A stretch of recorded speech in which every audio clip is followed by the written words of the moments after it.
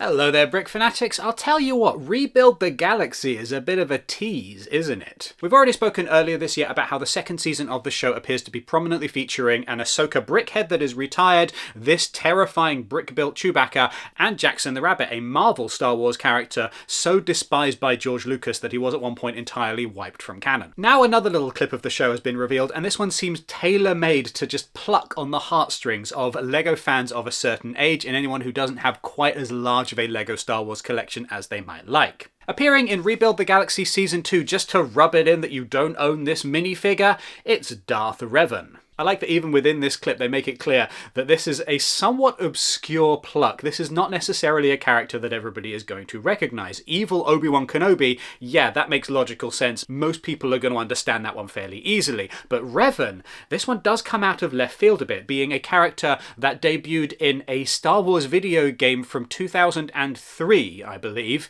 which doesn't actually show up in the first two-thirds of the game. So I want to describe Revan, but I'm aware that anything I say that tells you why this character is so beloved by the fan community is in and of itself a spoiler that would ruin a surprise that is the reason the character is so beloved by the Star Wars fan community. Star Wars Knights of the Old Republic, which is one of, if not the best Star Wars game ever made, is essentially Dungeons & Dragons in space. It's essentially Baldur's Gate in space, and I say that specifically because the people who made the original Baldur's Gate video game based on Dungeons & Dragons, then after that went and made Knights of the Old Republic, and under the hood it's a lot of the same D20 role-playing stuff. You play as a character that you make up yourself. You could be a soldier, you could be a scoundrel, you could be a scout, you could be a rogue, you could be a hero, you could be a villain, you could do basically whatever you want, who gets thrown into the middle of a star war between the evil Sith Empire and the struggling Republic. The story in the game goes that a few years previously, the Mandalorians have been doing their Mandalorian thing out on the fringes of Republic space, conquering worlds, being the biggest, toughest guys around, and just daring the Republic to do something about it.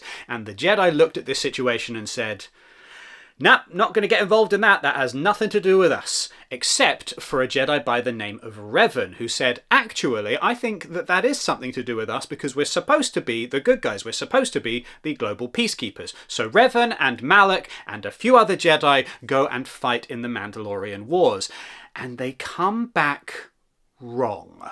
Something happened out on the fringes of space, something that twisted Revan and Malak, something which changed them in a way that you discover over the course of Knights of the Old Republic, the game. It is, I'm not being hyperbolic here, one of the most fascinating and enjoyable Star Wars stories ever told. That said, it is a video game that came out over 20 years ago, and while Revan and other various characters from this have shown up in some comics and some books, and the Old Republic mass multiplayer online role-playing game in the years since, still I feel like these characters are a little bit more niche than most of the characters that you see in common LEGO Star Wars shows. Revan did get a minifigure in 2014, back when the LEGO Group was doing sets based on the Old Republic game. This was a gift with purchase, one of the more desirable gift with purchase minifigures from around that time, if I recall correctly, simply because it was such a fan favourite character. And because of that, it has become incredibly expensive on the aftermarket. So if you would like a Revan, but you don't have one, be prepared to spend several £100s in order to get your hands on one. Last year, the LEGO Group also gave us Revan's Sith apprentice Darth Malak as a minifigure bundled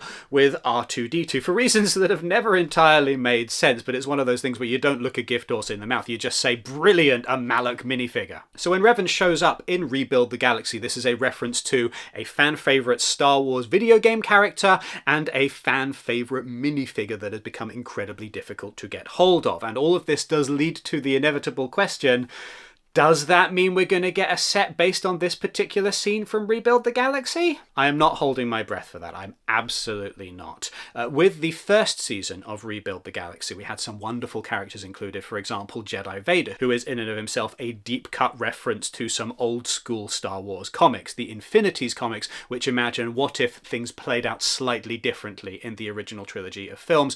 In one of these comics, a story is envisioned in which Darth Vader survives his redemption on the second Death Star and so starts wearing all white to show off, no, I'm a good guy now, I'm being really nice, and everybody around him just has to pretend that they haven't watched him choke a bunch of their friends over the past few years. We also got Darth Ray, we also got Darth Jar Jar, a meme that just will not die because people absolutely love the idea of this buffoon character, this clown, being the actual secret bad guy behind all of the terrible things in the prequels. So you look at Darth Revan showing up in Rebuild the Galaxy and you can't help but think, yeah, maybe we could get a set that's got this minifigure in. Maybe something which is incredibly expensive on the aftermarket might suddenly become significantly more affordable. But then when Jackson the Rabbit showed up in the first poster for this series, I was hopeful that we would get a Jackson minifigure because look, you could just use the Bugs Bunny head mold. This thing would be very easy to put together. And yet we haven't seen that show up in a set yet. We've got one Rebuild the Galaxy set that is confirmed for this year thus far. It is this brilliant Guy Fieri snowspeeder. It looks absolutely fantastic, do not get me wrong, but they have specifically chosen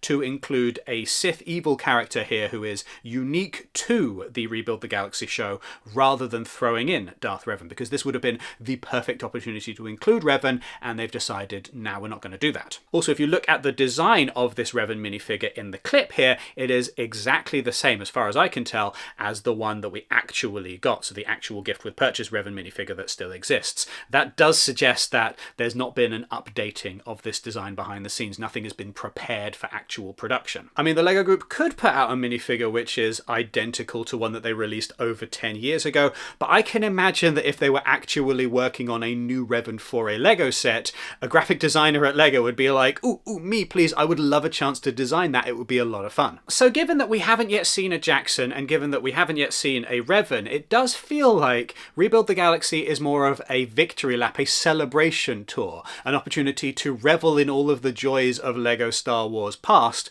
rather than something which hints at the future of this particular theme. Yes, we're getting some, in all cases, very cool sets based on Rebuild the Galaxy. Like, every single one of these sets has been an absolute banger thus far, but I don't feel like the LEGO Group is deliberately going out of their way to sprinkle little hints into this theme for what they might be showing off in future sets. I mean, I could be wrong there. I'd like to be wrong. I'd love to have a little Revan that is significantly cheaper than £200 to put next to Darth Malak so that they can skip off into the sunset together and go wipe a pathetic planet off the face of the galaxy, but I'm not holding my breath. It seems to me that the inclusion of Revan and of Jackson and of several other things in this show, they're here as fan service. They're here as a celebration of things that LEGO fans love. I think they should be taken as such, even if it feels like a little bit of a tease when you see something like this and you think, oh, I would absolutely love that to be real. Why can't you just put it in a set? But I do have some hope for the future of weird, obscure LEGO Star Wars characters from years past. I am labouring under the belief